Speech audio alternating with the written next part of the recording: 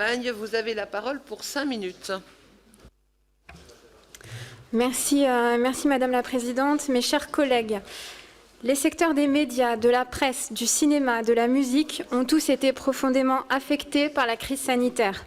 Je rappelle que lors de la LFR 3, 170 millions d'euros ont été ouverts pour la presse et les médias sur le programme 180 et 214 millions d'euros sur le programme 334 pour le livre, la musique et le cinéma. Cela représentait déjà un effort très significatif de 60 à 70% des crédits ouverts en LFI 2020. Le PLF 2021 s'inscrit dans la continuité de ce qui a déjà été voté en juillet dernier. Concernant le soutien à la presse et les médias, le programme 180 est en augmentation de 2,9% pour atteindre 289 millions d'euros. Un soutien spécifique de 2 millions d'euros est créé pour les titres ultramarins, tandis que les services de presse en ligne IPG, longtemps exclus des aides à la presse IPG, pourront bénéficier d'une enveloppe de 4 millions d'euros. Il s'agit donc à la fois de soutenir la filière papier et d'accompagner la transition numérique.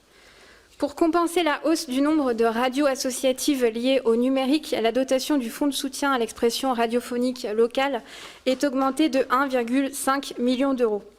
Le plan de relance comporte sur le programme 363 une enveloppe de 70 millions d'euros en crédit de paiement pour la presse. Elle doit permettre la mise en œuvre d'un véritable plan filière pour un secteur en crise structurelle, après le soutien en urgence aux diffuseurs et éditeurs de presse à la création de France Messagerie lors de la LFR 3. Ce plan de relance vise à encourager la transition écologique via un fonds de 8 millions d'euros, la transformation des imprimeries de la presse régionale avec un fonds de 18 millions d'euros, la transformation du fonds stratégique pour le développement de la presse dont le montant est plus que doublé, 38,5 millions d'euros en crédit de paiement. Et enfin, le soutien aux marchands de journaux à hauteur de 24 millions d'euros. C'est un plan ambitieux qu'il s'agit d'inscrire dans la durée.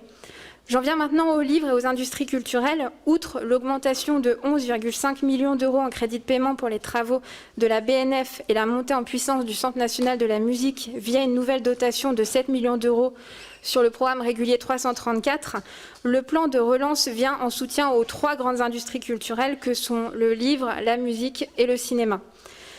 Nous pouvons nous réjouir de la bonne reprise des librairies au mois de mai. Cependant, un soutien reste nécessaire et il faut profiter du plan d'urgence pour accélérer leur modernisation numérique. C'est un des axes du plan filière livre de 30 millions d'euros. Concernant la musique, 50 millions d'euros ont déjà été accordés au CNM lors de la LFR 3. En plus de sa dotation sur le programme 334, 200 millions d'euros sont accordés au Centre national de la musique en 2021 pour venir en soutien au secteur. C'est un effort très significatif qu'il faut saluer et je souhaite aussi souligner la capacité du CNM, tout jeune établissement public, à s'être rapidement mis en ordre de marche pour répondre aux défis et aux enjeux du secteur musical.